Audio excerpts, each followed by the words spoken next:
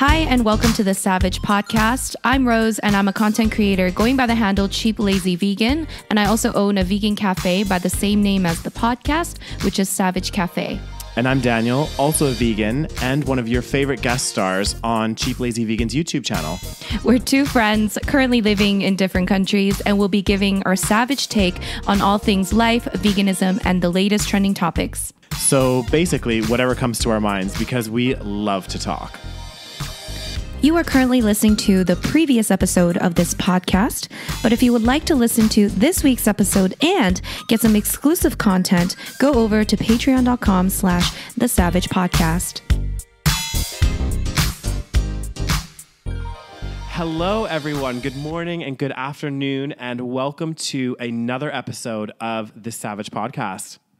Hello. Yeah, how hopefully everyone's having a fantastic day today. And today we have a very interesting topic, which is actually, I think, very close to, well, I was going to say both of our hearts, but more topical to Rose, as she is, as most of you know, a professional YouTuber. A professional YouTuber. Yeah, I like professional, that. Yes. I'm a professional amateur. No, hang on. What's the term you like to say? You are a professional content creator. Oh, yes, I'm a content creator. That's I feel right. like that sounds more legitimate. I think it does too, because you're creating content. You know what I mean? Because it's not just YouTube. Yeah. I'm pushing out all kinds of content. I got the Instagram content, I got the podcast content, and I got the video content. This is true. And I mean, Rose be a pusher. So we determined that in previous episodes. But no, today's episode, which is kind of interesting, is looking at, and I think it's really, again, really topical, looking at what's been going on YouTube lately. I say YouTube, but kind of in the social media space, is this idea of basically YouTubers gone off the edge. We're not going to, obviously we're going to, for anonymity purposes, we're going to remain nameless for a lot of the names, I think, let's see how we get on. Okay. And basically kind of like the whole idea of like, how much is too much to be sharing on social media, you know, and again, I understand these are professional, these are for people's jobs, right? But like, again, you're giving people glimpses into your life, and you know, how much is oversharing? Is it appropriate? Yeah. Is it appropriate? Exactly. So, or does it matter? Dun, dun, dun. But yeah, so yeah, I mean, I don't even know how to start this. Oh, God damn. Well, I guess I'll talk about my experience. Should I? Yeah, talk about your experience. So obviously I'm on YouTube, and you guys know that I go by Cheap Lazy Vegan, and I mainly do recipe videos. But honestly, when I first started, I wasn't intending on becoming like mainly a recipe channel. It actually kind of just evolved that way. I kind of wanted to like share my thoughts about veganism and stuff, whilst also sharing like what I was eating and, you know, easy vegan meals and all of that stuff. But people seem to really like the recipes, so I just kind of stuck with that. Well, yeah. Sorry, 1 second. My phone is going off. You don't want to hear that, do you? No, I don't. Oh, God damn. So then, and then I started, you know, sharing recipes. So like what I do is a little bit, I guess, different, because and the thing is, one thing that I wanted to make sure I did, at least for my main channel, was I didn't want to make it about me, which is why I didn't name it my name. I named it Cheap Lazy Vegan. I wanted to be about veganism, whether my face is on it or not, whether, you know, I'm obviously a part of the channel. I'm obviously showing my personality, and that's part of why people join. But I also didn't want to make it about my life and about, you know, whatever happens in my life, because personally, I don't actually really want to be like famous. Yeah. I mean, you know what I mean? Yeah, no, and I get what you're saying. It's like, you don't want to have that kind of, that level of fame where people like know all of your business and are like up in your space. I don't want people. Yeah, exactly. And I think a lot of people, well, there's a lot of people that are, and you see this on YouTube, there's so many people out there like clawing for fame. But again, I think I echo your statement in that. It's like, I also don't really see myself, like I've never had that desire to become super famous, like, because of all the stuff that comes along with it. And I just don't want people in my personal space that much. Do you know what I mean? Like, I don't mind sharing a little bit, like, and I will, but at the same time, there's a lot of stuff that I keep private, which I think personally, and again, this is my own personal experience, but I'm not a YouTuber such as yourself, but you a podcaster now. But I am a podcast. Oh, God damn, I is. But I think you is. I think we mentioned this a lot in quite a few episodes, but I'm very like an advocate about balance in life, right? Or trying to have some kind of balance.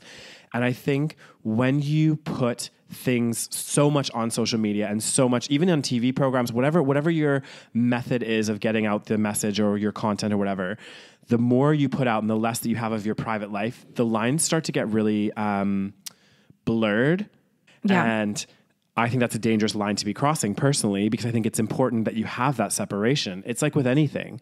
It's like, if that's your job, as it is your job, it's nice to have that distinct stuff, and you don't want stuff on there. You don't like certain things. Like personally, you don't want people knowing about certain things, about aspects of your life, because that is private. Yeah, like you know? I don't talk about relationships because that's not really anyone's business. Exactly. You know, I don't talk about all of, like, I guess like our friendship is out there because you were there, you know, because, you know, we're fun and we're having fun, but we're not going to show, you know, our very, very private conversations. Of course. And, you know, I don't show the majority of my friends and my family. Like, I keep a lot of things private because like I don't want my personal life to become out there, you know, to go get out there for everyone to critique and judge and, you know?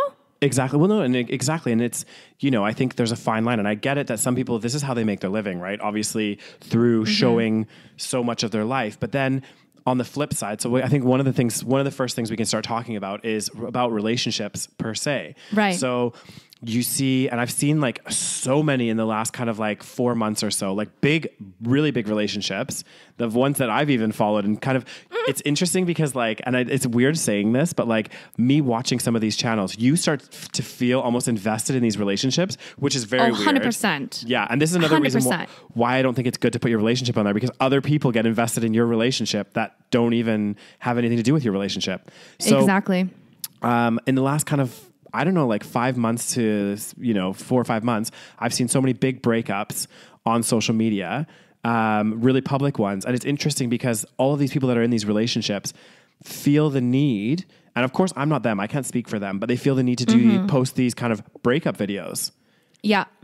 Which I couldn't even imagine. Like, going through a breakup is hard enough, or doing whatever else, but to post a video about it and like really open yourself up to this, like, I don't know. I just think there's some things that sometimes you kind of just need to do with your friends and by yourself. You know what I mean? Like, I know. But that gets the clicks. That's the thing. You know, the relationship videos get the clicks, the boyfriend tags, the girlfriend tags, like, you know, just those videos, couple videos, those get the views.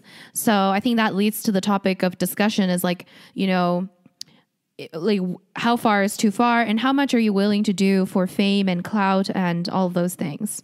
Exactly. Well, and I would say that, and this is one thing that really irritates me about YouTube right now, or YouTube, social media in general, is again, you're right. Those are the videos that get the clicks. So like the videos that get the clicks are the crazy people that are doing crazy shit on mukbang and like having, you know, and I'm not going to say any names. I mean, I'm sure a lot of people watching this will know, they'll know who we're talking about, and certain people, but like they have these like personal breakdowns, and a lot of these people from the videos, like, I think people also forget, because I'm so close to you and I know the process that you have when you go through YouTube, is like all of these videos have to be edited and done before they're even posted. So it's not like these people are just recording something and live streaming it right onto YouTube. No, they are recording this video of them having a breakdown, editing it. And could you imagine going through a video of yourself, like bawling and doing all this stuff, editing? Do you think they're real breakdowns though? I mean, I don't know. Half of them could be fake. You don't know what's real and what's not, but it's the image that you're putting out online. Do you know what I mean? Like, do you have any integrity? This sounds really bad. Do you have any self-respect? Because again, I'm like, well, if that's the image that you want, but I just don't understand why. I just feel like, you know, I think here's the thing. The problem is the audience, right? We are watching that content. Yeah. So the part of the problem is that because we're so fascinated by these train wrecks, we just feel the need to keep clicking. And like, I'm guilty of this too. Like I click on these videos where I'm like, I probably shouldn't be watching this, but I'm still like, how is this person doing this? And you know, they get the clicks and they get the notoriety, and then they get more views and more money and more fame and all of those things. Even though it's not the fame that I would ever want, there's no way that I would ever do crazy shit like that on camera and post it for the world and just for some YouTube views. But you know, I guess people are all different. But then I feel like now, because we're so used to user generated content, and we've seen so much. Now YouTube has been around for over 10 years. We've seen so many different types of videos. And in the beginning, it was like lip syncing videos. It was like people putting on makeup. But now people are getting bored. They need constant, like, you know, that thing that we said about diminishing rewards or whatever, diminishing returns.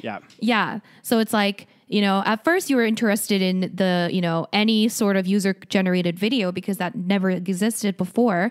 So like somebody fucking lip syncing to a Britney Spears song was entertaining enough for you. And then later on you're like, okay, maybe this is a bit boring. Maybe I want actual singers. And then you want, okay, now I want to see like makeup. And then, you know, makeup isn't enough. Now I want to see drama. And it just builds up. And now we're so desensitized to anything that we need the shock value. Yeah. I think that's why people do it. I mean, it's true. And then again, you have to question how much of this is real and how much of it isn't. Do you know what I mean? Like a lot of this is just for those clicks, for that shock value. But again, like I mean, my concern is like a lot of those people that are like in that space.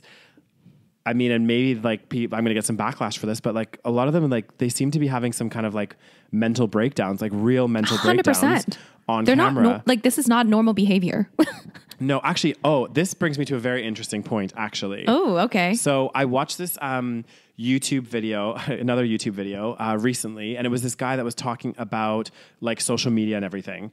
And he was saying, and it was more directed towards like the younger audience around the dangers of social media for like the youth and stuff. But I think it's really applicable to these YouTubers that are in this space where they're posting everything and whatever else. So his whole argument was that social media and which would obviously include YouTube and all that kind of stuff, being on social media actually releases what's it called? It releases a chemical in your body called dopamine. So apparently when you, like, for example, you post a picture and as you're getting likes, you go onto your phone or whatever and you see they're getting all these likes on your Instagram picture or whatever, it makes you feel good. Like you start feeling like really good. And so it's releasing this chemical called dopamine, which apparently is also released in like gambling, in like smoking, drinking. So he was comparing that kind of like, and it's highly, highly addictive, right? Yeah. So you have these people online that are probably maybe not the most stable online, getting this gratification or kind of like these, what am I trying? Is it gratification? Yeah. Instant gratification. Instant gratification for posting these like ridiculous videos. They start making shitloads of money.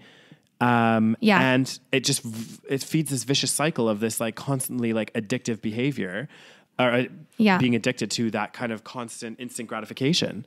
Mm-hmm. And he was saying about how the argument that he said is that social media should have age restrictions because he's like, you know how for like, it does, but how do you monitor that? Exactly. But like, you know how like smoking, gambling, all that stuff, technically you can't do a lot of that till you're 18. So he said it should be similar for social media, but. That's true. But now, I mean, kids have smartphones at the age of like 6. Yeah. Which is crazy. It's so sad. Yeah. I know, right? I used to play outside when I was 6. I know. It's changed so much. Do you know what I mean? Like, it's like, I don't know. It's like it's a different world out there, Rose. God dang. I know. How are we going to raise kids in this generation? Well, my kids ain't having no smartphones. Oh, God. That's the thing. It's like, it must be hard to raise kids in this environment because on one hand, you don't want them, well, at least like, I wouldn't want them to be exposed to like social media or even smartphones at a very young age. But on the other hand, it's like, you know, all the other kids have them. You know, if I don't have one, I'm going to be made fun of or, and all this other shit. Mm-hmm. Yeah. And it's hard to like, the thing with kids too, it's like hard to like describe to them about how this will benefit you later on in life. Do you know what I mean? Exactly. Because they're not going to listen. Get it. Yeah. They're going to be like, no, Mom, that's not fair. Everyone else has this. Like, I need it. Blah, blah, blah, blah, blah. But it's like, you know, I'm sorry, but I don't want my children watching train wrecks on YouTube feeling like, you know, that... God damn, this connection be really bad, Daniels. I don't know what's going on today. You keep freezing. God damn. Are your windows open? Do you have other windows open? Oh, God damn. Let me check. Not windows, like... Do I got You need some? to leave that in there. I know. Do you I have don't- windows open, Daniel? The windows. Oh, God damn, Rose. Is it obvious that you're part of the analog generation? All right. So we had some technical issues. Yeah. Some Having technical some issues, but life of a podcaster, you know, Oh, especially God damn. international podcasters. especially in Spain, apparently they got some internet issues going on over there. God damn. Well, maybe it's just this house. I don't know. It Maybe. could be a number. I don't of know. You different got factors. random men coming out of the house. I mean, You guys like, didn't see, but in the last podcast, Daniel's landlord just randomly walked out of the room behind him. That was great. Door. Yeah, it's quite funny. I was like, what is going on? I didn't even know he was here, so that was great. That's so funny. Okay, so what were we talking? Oh yeah, so kids and smartphones and Yeah. I don't know. I was just saying about how like one of the issues that I think, and I get what you're saying, like we're both guilty of it. We watch these videos of people having like these breakdowns and like the clickbait and this drama that's going on between X mukbanger and Y mukbanger and all this crazy shit. And we kind of get involved as well, which you're right. It gives them gratification, gives them views, everything else. But the reason why I wouldn't necessarily want my kids exposed to that, but it's hard to control obviously what they're exposed to. But like, I don't want them seeing that as a legitimate way to like earn a living because and I'm not, and this sounds really horrible. It's going to sound like I'm discrediting a lot of these YouTubers because like, I just think I don't know if it's, I don't think you should be sharing that part of your life necessarily. Like maybe I'm wrong to be saying this, but like if you're having like mental health breakdowns and issues, like social media is not a place where you should be, because one, it's highly addictive, which is not great for that behavior, for that mind state anyway. And secondly, it's like, maybe you should take a step back from that and go get the help that you need before, do you know what I mean? I don't know. This is just my but personal. You're speaking from a mentally sound perspective. That is very true. Well, Rose, yeah. you say that I'm mentally sound, but you know, I'll be a bit crazy as well. Oh, you be crazy as well. You just don't show it on camera. You're right. Like, I don't want my kids seeing that kind of shit and thinking like, oh, this is a good way to make money. But this is exactly my point. Is like, I never want my children to think, because like, I think that we both grew up in like, you know, we both grew up in a stable household, everything else, blah, blah, blah, blah, blah. Yeah. And like, I just wouldn't want my kids to think, oh, this is a good way to make money. Do you know what I mean? Because for one, like, if it's not successful, let's just pretend they didn't become massive YouTubers, whatever else. But even if it is successful, later on, just think like, you know, eventually if you want to get into another career or do whatever else, that shit is going to follow you. So like, regardless, can't if you erase anything from the internet. Well, exactly. Because at the end of the day, the second you've posted something on the internet, someone could have downloaded that video. Someone could have, you know, whatever it may be. It's going to be there forever. So I think these YouTubers that are having this like breakdowns and everything on camera, I mean, like, it's just, oh God, like they're going to look back and be like, what the hell was I thinking? You know what I mean? Yeah. That's the thing. It's like, even if I was tempted, which I'm not, by, you know, the views of being crazy on internet or sharing, like oversharing about my personal life, which again, I've never been tempted. And I think this is part of me is glad. A part of me is very glad that I started this at the age that I did, because I think I was already a little bit more mature, and I already knew that certain parts of my life I didn't want to share. And I already knew like what kind of a channel I wanted. And even if that means I get less views, you know, I feel like this is maybe a little bit more sustainable, first of all, and I get to keep my integrity. I get to keep my pride. Exactly. You know? No, there's a lot to be said for that. I'm making stuff I'm proud of, you know. I'm making stuff that I actually want the world to see, not, you know, I'm just making it so that it just gets a billion clicks and I get some ad money out of it. You're pushing out content that you're, like you said, like you're proud of that content. There's not one necessarily video out there where you'd be like, oh, I kind of wish I didn't post that. It's like, no, actually, I'm sure there's a video out there where I'm like, maybe I should have posted that. No, but like for the most part, you know what I mean? Yeah. And I also think that's an important part into keeping your sanity as well, though, is to, again, have that kind of that bit of separation and know your boundaries and where you stand, right? Saying, actually, there's only so much that I want to share. Because like a lot of these couples that I see break up again on social media and stuff, it's because like they were sharing almost every element of their relationship. They were vlogging every single day about their relationship. And then you have all of these people that get invested into your relationship. And it's like, that puts added pressure on you, because it's like, you already feel the pressure if you're like, oh, this relationship's not working out. And then you have all these people that are invested that are like, love you and your partner and like watch your channel just for the two of you. And it's like, shit, like if we break up, what's going to happen? Blah, blah, blah, blah, blah. Exactly. What's going to happen to the business? See, Exactly. this is why I don't want my personal life to be my business. I don't want to make a living by showcasing my personal life. That is like, because first of all, life is boring, guys. For most people, you don't like, most people's lives are not, you know, fucking extravagant every single day. There's a fucking adventure. Everyone's life is just pretty like mundane, especially the older you get. You're just gonna like being, you know, not like, you're not gonna go on an adventure every day. But when you're a YouTuber and you're like daily vlogging, for example, which I guess we can get to that topic. If you're like daily vlogging, you probably feel the need to constantly make things entertaining. And if your relationship is a part of that, then your relationship becomes your job. Yeah. That is the worst. I can't think of anything worse. I know.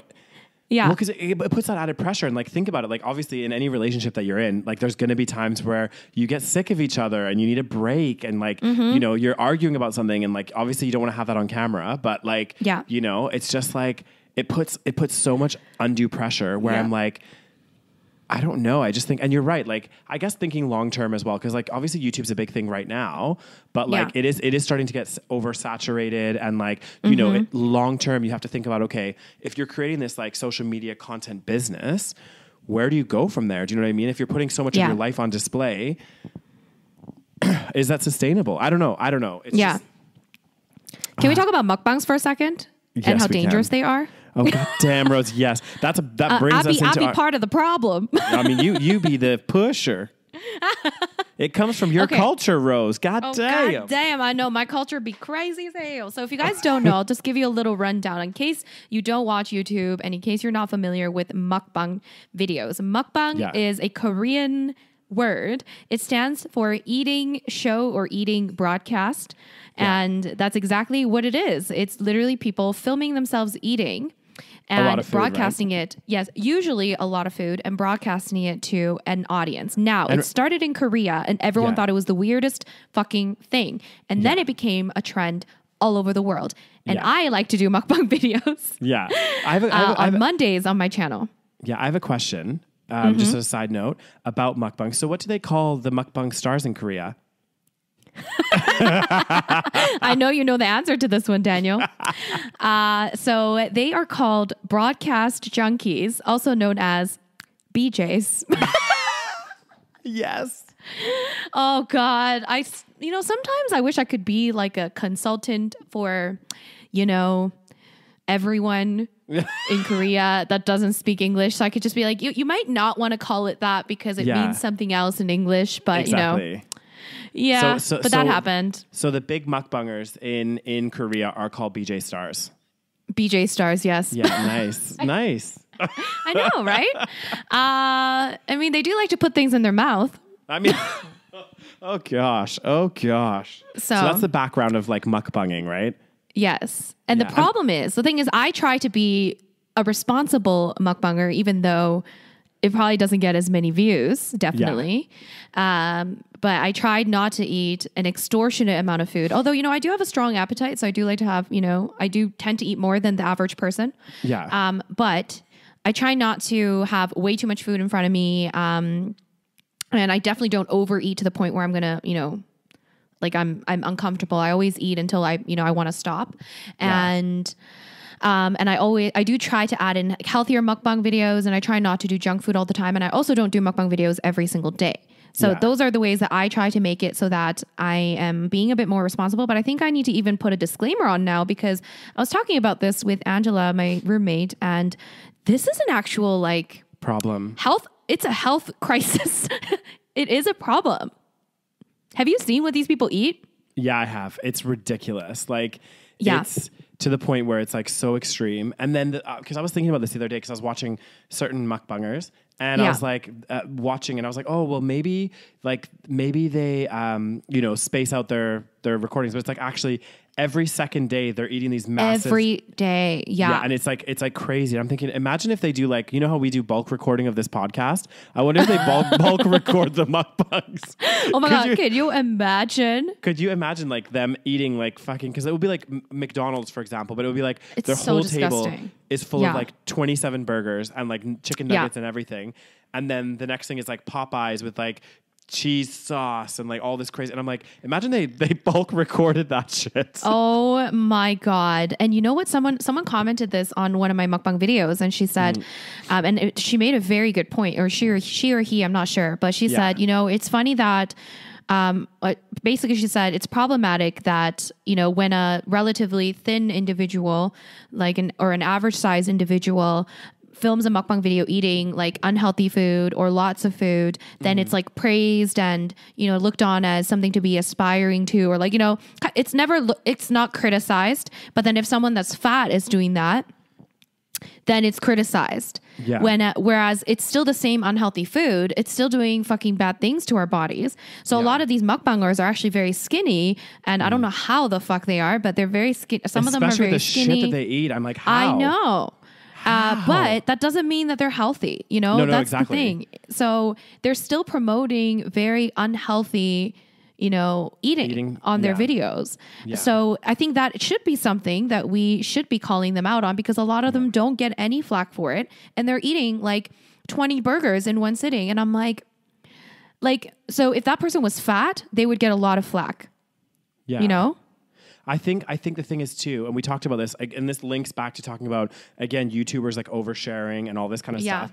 And there is a strong link, and we saw this in like a very famous documentary. Do you remember Super Size Me back in the like 2000s, early 2000s, I think it was, about eating McDonald's every single day for like 30 days. Now, I'm not saying this is what the mukbangers do, but worse. They do worse. Exactly. If you're eating that amount of junk food, like some of these channels are insane, and you're eating this amount of junk food every day or almost every other day, this disgusting amount of junk food, it's going to have an impact on your emotional state, right? Because the guy, it's like that guy from Super Size Me. He would like eat a huge McDonald's meal, and as he's eating it, because of the drugs or whatever that's in the food, he would like get this like massive high, and he was feeling so great and like, ooh, I'm loving this like Big Mac and blah, blah, blah, blah, blah. And then the second he was like done the meal, he would like slip into this like almost like a depression where he was sad. He felt like he was going to throw up, all of this stuff. And it's like, these people are doing these crazy mukbangs with even extreme amounts of food.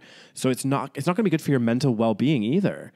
Yeah. Like it is a big problem. Like 100%. It's such a big problem. Yeah. You're right about the Super Size Me. Like I remember that guy, he was like depressed when he was like not eating, and then he would eat, and instantly he felt, you know, better, like high. Yeah, you're right. Like he was getting like a high, and because, you know, he's getting all that sugar and all that processed stuff that's designed to make you feel good. But then afterwards you crash and you feel like shit. And yeah, I can imagine that if you eat that way every single day, and like none of these people are eating healthy shit. They're always eating like junk food, and not to mention a fuck ton of animal products, which fucking disgust me too. Like anyways. And then, but like, yeah. Even if they don't eat it all, like, what the fuck is the point? You know, it's such a waste. But I think this is where I think like, because like I know you do mukbangs on Mondays and stuff, but usually your mukbangs, like I've watched some of them, and like they're not like as extreme as other mukbangs. It's like more. And of I try not to be. Exactly, and it's more of a like, you know, not as just yummy food. Exactly, it's just eating yummy food, talking about the food that you're eating and everything else. But like these extreme mukbangers, it's too much, you know what I mean? And again, it comes back to the whole like mental state of some of these people. Like I just think you're eating these extreme amount of bad food for you, and you're going to have all these like mood swings and all this like crazy stuff. And you see them having breakdowns on their on their channels. And the sad thing is, we as society justify this behavior by clicking and watching these videos. Yeah. So, but like, you know, it's not just a matter of, you know, it's bad for their health, which it is. And I don't know why anyone would, I just don't understand why people would choose to damage their health in the long run just for, you know, YouTube clout and YouTube gain. I honestly just can't understand. Even when I do, because like I do once a week mukbangs, even when I do like 2 unhealthy mukbangs in like a month, I'm like, okay, maybe I should just dial it back and stop. Like, you know what I mean? Exactly. Yeah. But then it's like these people do it every single day. And like that is so damaging. Yeah. And then they're putting it out there without a disclaimer, without saying, hi guys, it's not healthy to be eating this much food in one sitting. Like disclaimer, like I feel like there should be some kind of regulation, like saying, okay, maybe we need to be protected. The viewer needs to be protected. And like, I know it seems obvious, but to a lot of people, you know, they might need that fucking reminder, you know, like the cup is hot. What is the thing where, you know, you have to put a disclaimer like extreme caution, hot cup. It's like, yeah, it's fucking obvious, but like it still needs to be there.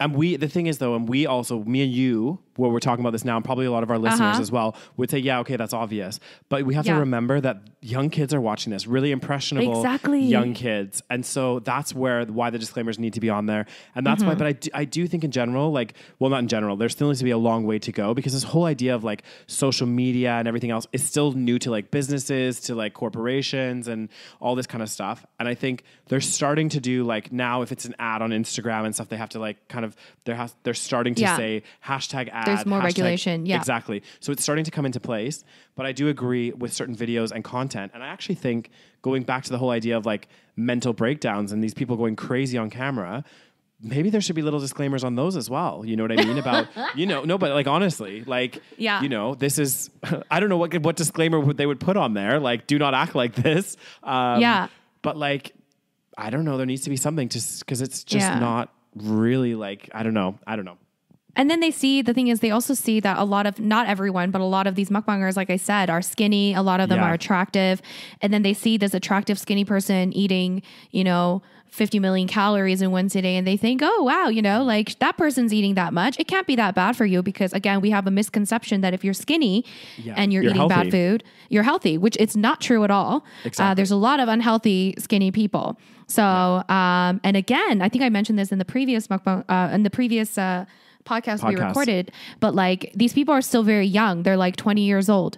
They're going to develop these bad eating habits. They're going to eat this stuff every single day. And then in 10 years, in 20 years, when their health starts to catch up to them, what the fuck are they going to do?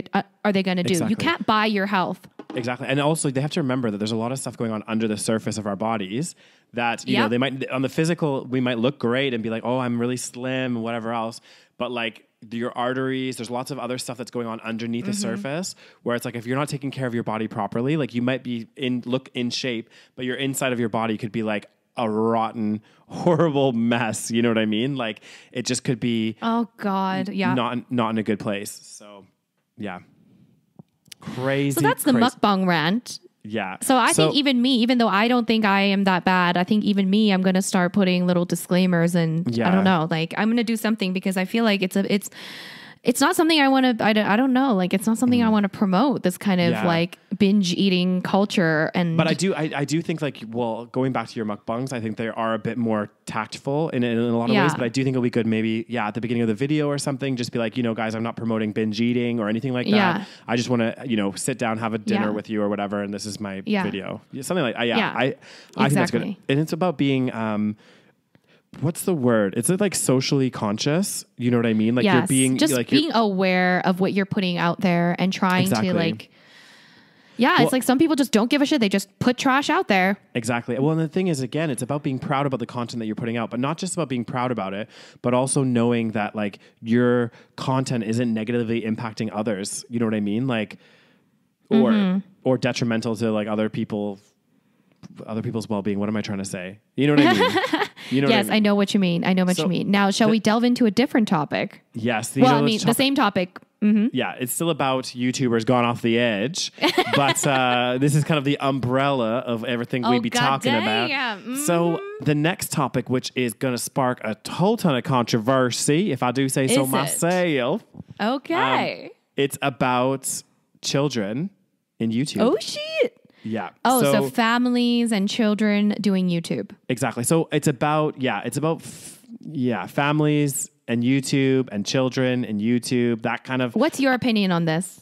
So children I have being on YouTube as YouTube stars. Yeah. So this is a tough one. This is a really, really tough one. I personally think, and I look at it as like, it's so hard because I personally don't think that parents should be necessarily putting their children in that environment. Yeah. Because one, we talked about this before, like what you post on social media doesn't go away. So like that's with you for the rest of your life.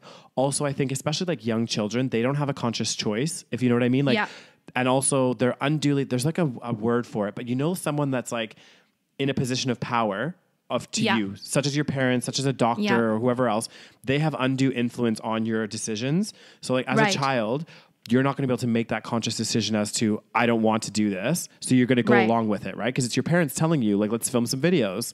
And then also it comes into effect is, and this is a little bit more kind of like on the business side of it, but then I was just saying, if your parents are managing your social media presence and you are very successful and making a ton of money, well, where's that money going? Do you know what I mean? Also, because then it comes into the question is, are your parents exploiting you to earn money?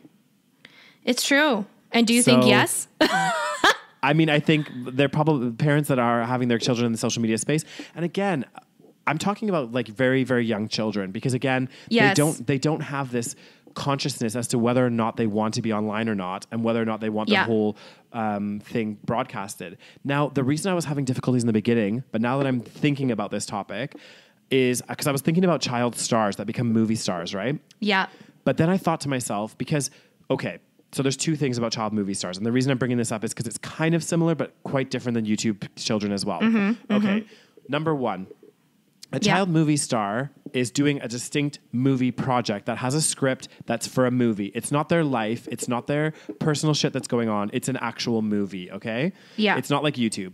So it's different in that aspect. And then number two, we've seen this in many, many aspects with child stars in films. Yeah. What happens to them when they get older? They get fucked over. Exactly. Nine times out of 10, look at like big famous, especially really big famous child stars. Britney Spears, Lindsay Lohan, Drew Barrymore, all of these people thrown into the limelight. Macaulay Culkin, very, very young ages. And I'm not saying this happens to everyone, but it happens to so many of them. The majority. And I'm just saying, and that's just for them being in the movie spotlight, right? So imagine the impacts that we don't even know yet, because YouTube's still so young, what the impacts of having your kids thrown into the social media spotlight when they get older, what's that's going to do to them. Because again, going back to what I mentioned before about how social media and everything releases that drug called dopamine. When you get the likes, when you get the comments, it makes you feel good, right? And you're exposing young children to this at a young age that they're going to have throughout their whole life. What's that going to do? They're probably going to have extremely low self-esteem and constantly need validation through means that don't actually give you the real, feelings that you would get from like real validation, I guess. But they need that constant like fake validation from, from online, from people that they don't even know.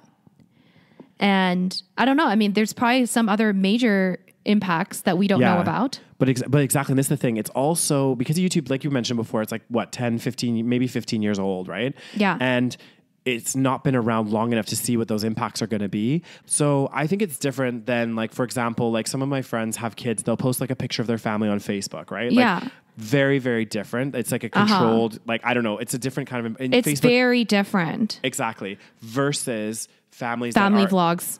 Exactly.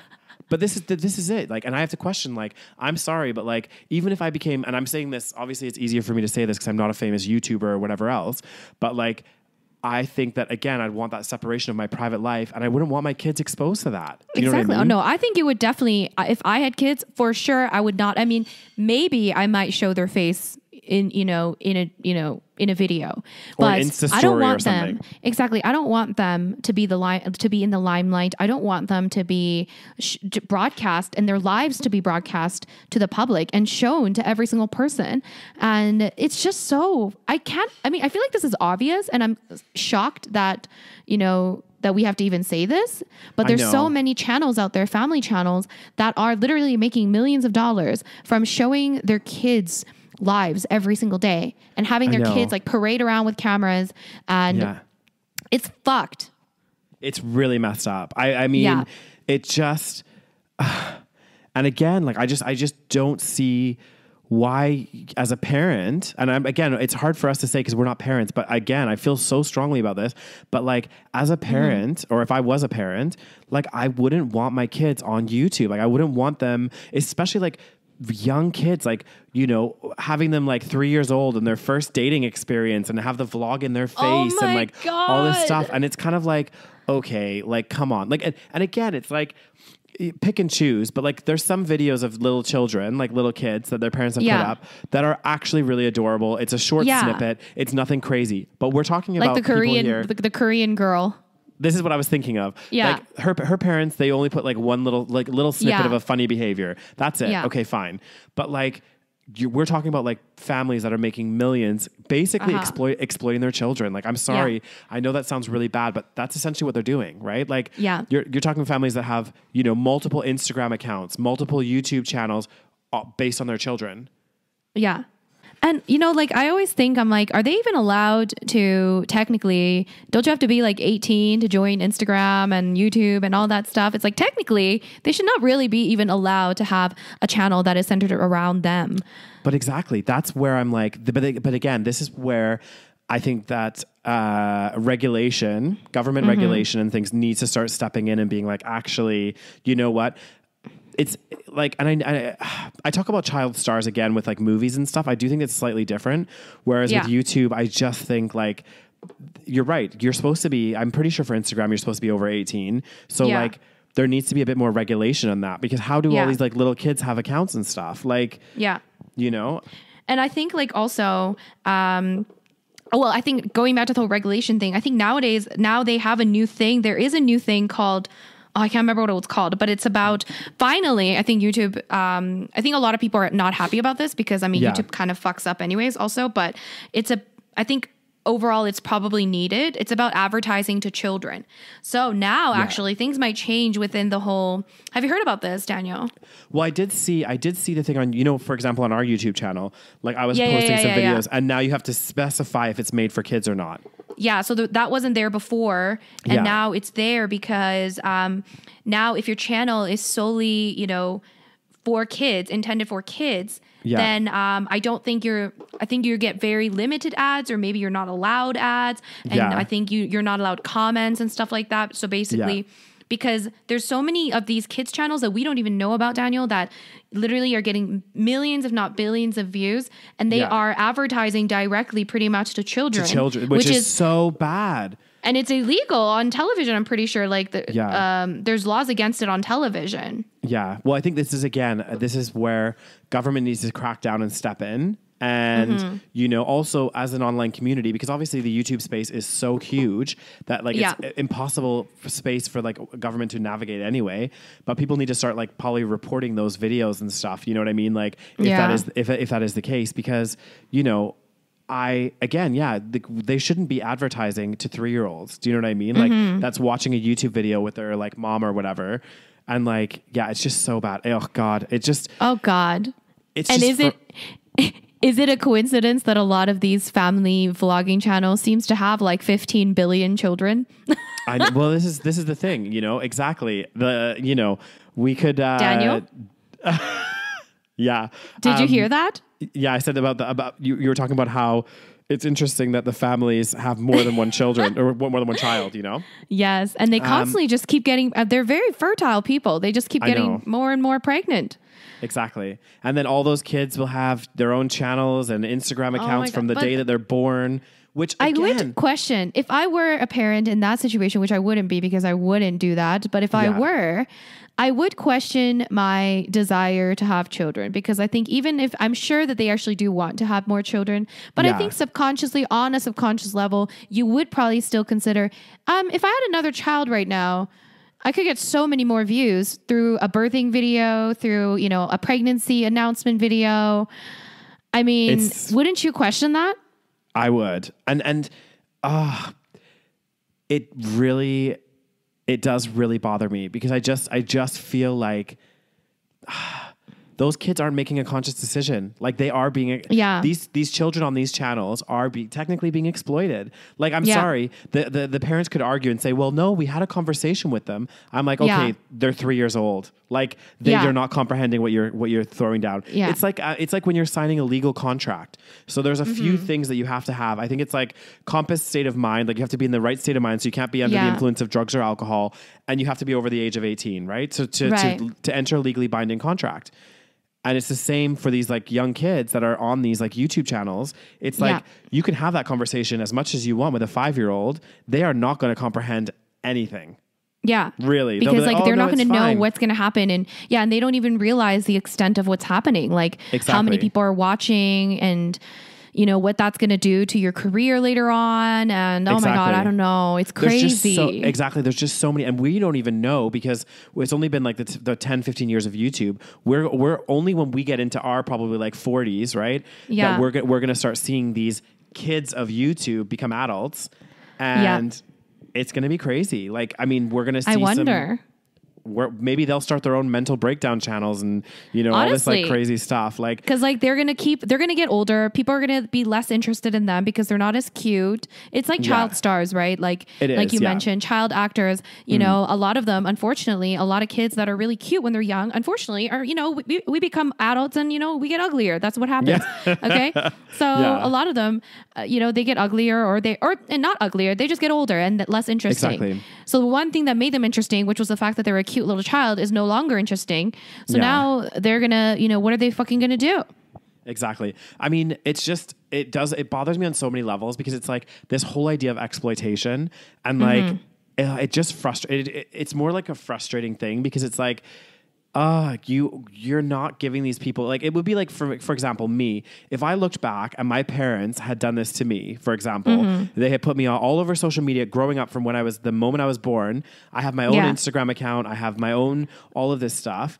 None of my life was private. And now I'm an adult. I would be pissed off.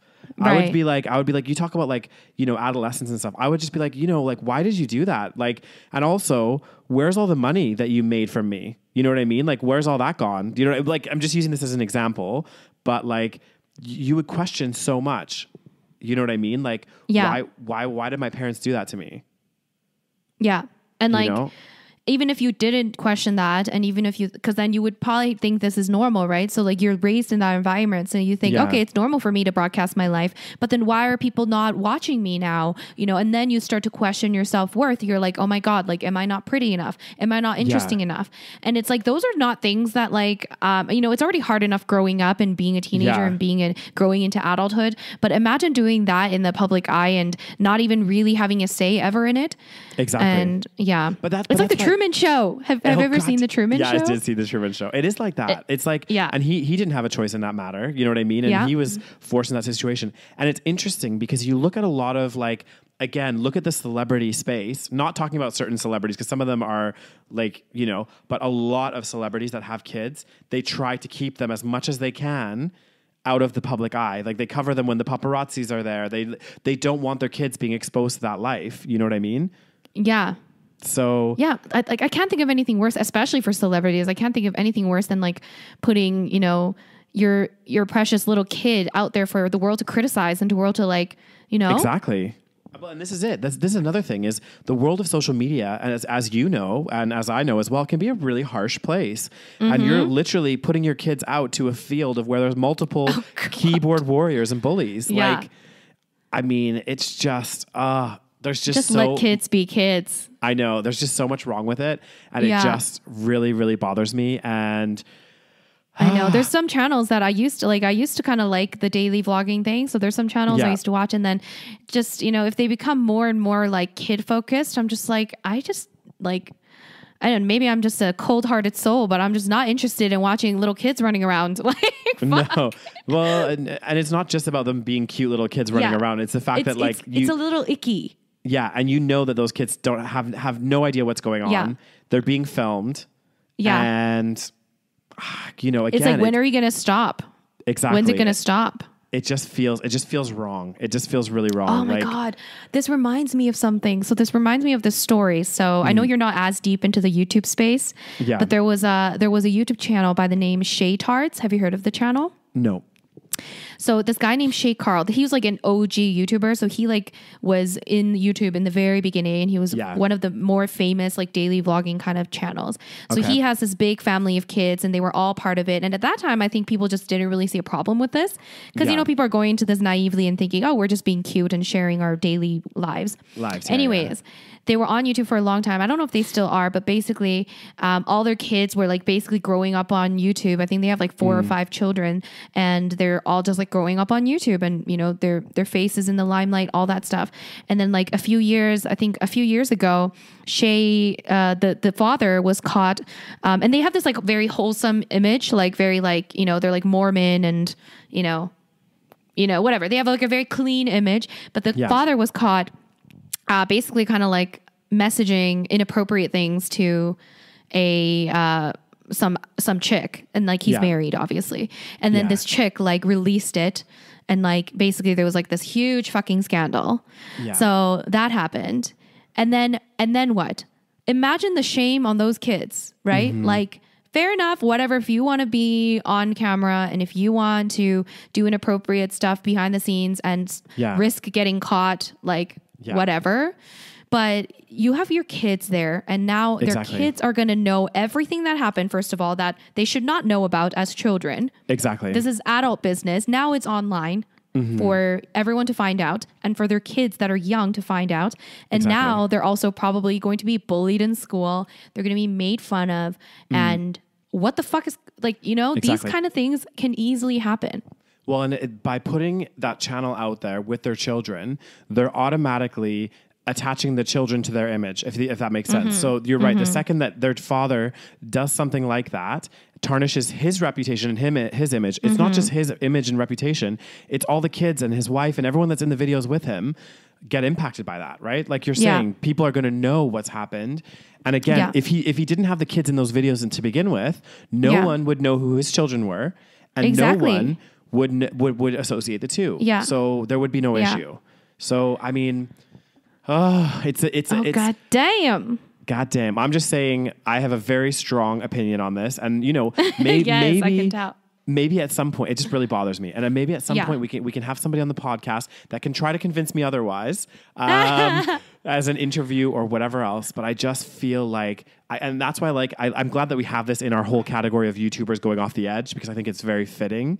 And I just think, you know, I can't remember what it was. There was like there's questions that you have to ask yourself when you're doing stuff, right? And if it doesn't feel right, like, I don't know, I wouldn't want to be doing it. And putting my kids in that kind of, especially regardless of their age, but especially young kids, like I would just feel so uncomfortable with doing that, first of all. And I don't know. I know. It's so messed up. Yeah. Whew. Well, have we got an hour? What do you think, Daniel? I have no idea, because we be chopping, changing, and we have so much stuff going on. Is there anything else on the agenda?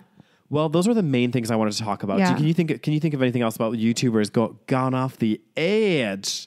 I don't know. I mean, all I can say is, if you're going to share something online, do remember that it probably will have repercussions. Exactly. So if you're trying to do something for clout or for fame, think, are you going to be proud of this in 10 years, or are you going to be ashamed of this? But exactly.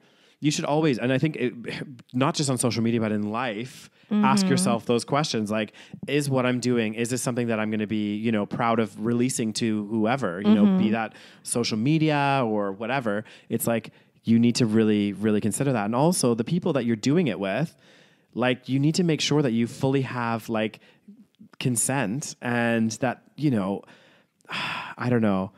I just think, just be careful about maintaining that balance of your real life and social media, because I think that's where a lot of the issues come in as well, is like that kind of blurred line. Exactly. As soon as you get those blurred lines and your real life and social media life start coming into like each other, it becomes kind of like it becomes a mess, right? Like I watched this documentary on Netflix recently. It was all about social media and about like, I know which one. Yeah. Have you seen The American Life or something, or American Meme? Yeah. Was Paris Hilton in it and stuff? Yes.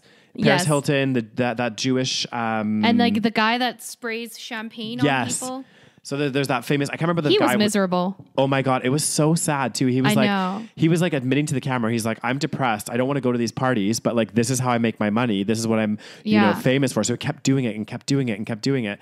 And like Paris Hilton said one thing, which like, I don't know how much of it was an act or whatever else, but it was like really, really sad how she was talking about how like for her to feel good, not feel good, but like her fans were her friends or something. I can't remember exactly how she worded it. She's like, I don't have like, my fans are my friends or something. Yeah. I'm like, and it was the way that she said it as well, because I'm sure there's fans that could become friends, you know, you never know. Right. But it's the way that she like went about it. It was like just really, really sad, because these are people that like, you might not know that well. You know what I mean? So it's you like, don't know it all. Exactly. Let's be honest. Yeah. You don't know it. these people. Like, Exactly. like it's a different type of, it's not the same as an actual friendship or a relationship. It's like, you don't know these people that are watching you. They know you I mean, based on what you put out there, but they also don't really know you, and you don't know them at all. This is another thing too. They don't know. Well, again, depending on you decide what you're putting out there in social media, right? So you decide this kind of image that you're putting out, but that could be very far from who the real you is, because like, to be honest, and this is like not a disclaimer, but this is kind of like a, what am I trying to say? This is like a thing for people listening. If you ever watch YouTube and you're watching these people, a lot of the people that put this image out there aren't what they seem. Because like, I don't know about you, but like, you know, when we were living in London and stuff, we went to a lot of meetups and met lots of different people and like YouTubers. And like a lot of them, I was just like, oh, they're not really how they come across on camera. You know what I mean? Like, I don't know. I've definitely met people. There are some people that are like definitely like exactly like they are on camera. Definitely. Or like very similar. And, but I have definitely met some people where I'm like, oh, like you're very different off camera. Yeah. You're like, oh, you're like a completely different person. So just be mindful. And I think because we're a bit older, we're more mindful of that. But again, looking at the younger generation, they think that what they're seeing is these people as they are. Yeah. Which is an edited, filtered version of them. So anyway. Exactly. So that's... Oh, God damn. That'd be the YouTube episode. Oh, God I could go on about YouTubes. God damn. You could go on for days. Oh, God. I can't tell when you're frozen or not. So I know. It's like, this is a mess. Anyway, it's going to be fun We've to had some edit. technical issues. Oh, yeah. Daniel is going to have a great time editing this vlog. Or this... Fuck, I keep talking about it like it's a YouTube video. Editing this podcast. Exactly. It's a podcast, not a vlog.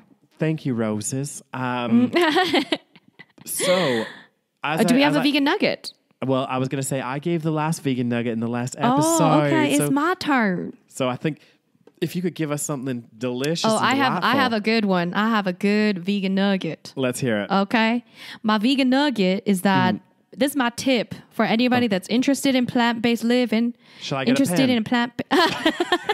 No, because I think you'd be doing good at this. Okay. My tip is to not follow a restrictive and extremely restrictive plant-based diet. Okay. Like raw vegan diets, for example, are very restrictive, unsustainable, and unnecessary for our health. A lot of people are attracted to veganism because they think that veganism is some kind of health elixir, and I don't think it is. I do think that you can follow a very healthy plant-based diet, but just going vegan is not going to fix all your problems. And I think a lot of people that are very attracted to, potentially, disorderly eating habits or very restrictive eating habits are attracted to veganism. Yeah. And ain't nobody got time for that. Okay. So eat healthy, eat a balanced, whole foods, plant-based vegan diet, a little bit of junk food here and there, but like eating a variety of foods. There are so many varieties of plant-based foods out there. Yeah. There's just so many options. Yes. And even not every country, but even places you go, they have some really good, everywhere has a little, or something that you could tweak a little bit, make it vegan, and it's delicious as all hell and tarnation. So that's my vegan nugget. Don't follow some kind of crazy, restrictive, extreme version of a plant-based diet and then blame it on the vegan lifestyle if you end up having health problems. Yeah. Mic drop. Ooh, mic drop indeed. And actually, speaking of that little droppage of the mic, We could potentially do an episode on vegans that have decided to go back to the dark side. Go off the edge. Vegans gone off the edge. Oh, good. So we had YouTubers off the edge, and now we have vegans gone off the edge. Oh, some of them happen to be. Definitely do. Some of them happen to be YouTubers. Oh, God damn. But anyway, we won't name any names, obviously. No, of course not. But again, thank you so much for tuning into the SaVeg podcast. Hopefully this was a little insight into our thoughts on the craziness of the YouTubers and how some of them have gone off the edge. And don't get me wrong, don't get us wrong, that there's a lot of great YouTubers out there with some great content and everything else. But we're just, kind of talking about questioning some of the stuff that's out there and, think about how it makes you feel and all that kind of stuff. So if you like this episode, be sure to give us a thumbs up. If you're watching on YouTube, be sure to subscribe. Give us a little review. Review on Apple. Well, fuck, I don't even know. What is it? No, iTunes. iTunes. Yeah, not Apple. Don't give us a review Follow on Apple. us on Spotify. What else is there, Daniel? So yeah, follow us on Spotify. Tell your friends. Tell your family. Oh yeah, and if you like this content, let us know. And we're always open to hear like new ideas, new things that you want us to talk about. Again, we just want to keep this very fresh and exciting for you guys. So yeah, and just follow us on all social media platforms, The SaVeg Podcast. And also check us out on Patreon if you haven't already at patreon.com/The SaVeg Podcast. For bonus episodes and every episode early. Yes. All right. Thank you for that lovely outro, Daniel. Should we say goodbye? Oh, I'm not ready. But yeah, let's say goodbye. Bye, I'm guys. ready. Bye. See you later.